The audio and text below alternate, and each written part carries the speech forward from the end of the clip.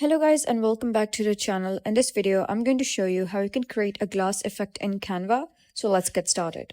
First of all, you're going to head over to Elements or the Upload section to add any image that you want. For example, I'm going to add this image. Then once you have added this image, you're going to click on it to select it and click on Edit over here at the top. Then you're going to scroll down till you find the option of Blur under the Effects tab.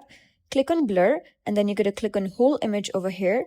And then you can increase its intensity, and that completely depends on you that how much intensity you want. So I'm going to make it till let's say 26, and then you can see that the image is now blurred. Now you're going to go to Elements tab and search for rectangle over here. Press enter. And now this is basically the rectangle under the Shapes tab. So you could adjust this rectangle to match the picture's size.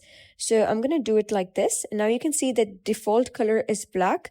You're going to click on the rectangle, click on the color at the top, and make sure that the color is white. Then you're going to go to the Transparency tab over here, and you can adjust the slider to 20. And now you can see that the image has somewhat like a glass effect. You can also tweak in some more edits by adding some more things such as shadows. So that totally depends on you that how much of a glass effect you want.